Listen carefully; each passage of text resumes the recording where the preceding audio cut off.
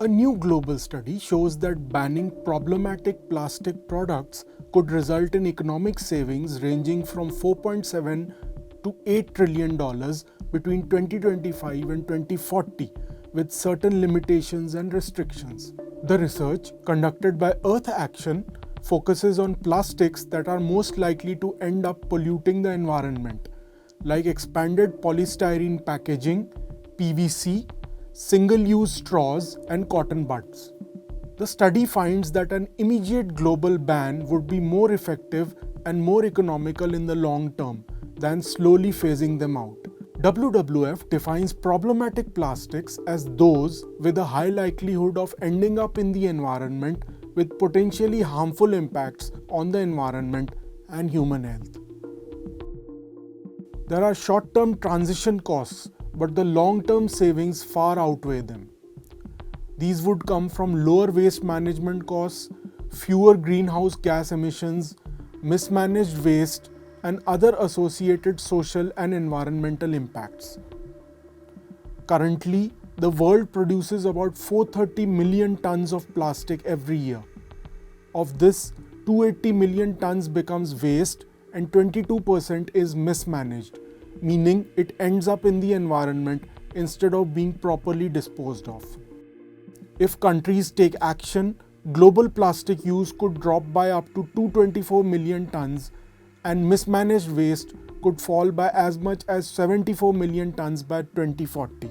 The faster the action, the greater the benefits. Hannah Dykstra, environmental consultant at Earth Action, explains how the estimates were built. We modeled different policy scenarios to forecast how much plastic would be produced and consumed under each, she says. Then we built cost models to reflect the financial impact of each scenario, including public, private, and social costs. Under the business as usual scenario, where plastic production continues along current trends, the global cost of plastic production and use would be around $10 trillion by 2040. But an immediate ban would bring that down to $2 trillion, saving $8 trillion overall. A slower phase-out would save $7 trillion, while staggered action by richer and poor countries would save $4.7 trillion, the least effective of the three. An immediate ban would come with the highest administrative cost at $323 million, but it would also reduce waste management expenses by $50 billion, making it well worth the effort.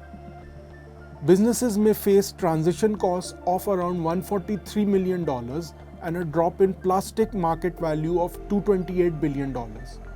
But the study notes that these figures don't account for the new opportunities in reusable products, circular systems, and sustainable alternatives. In fact, the private sector stands to gain more than it loses as new markets emerge. Banning problematic plastics is not just good for the planet, it makes strong economic sense too.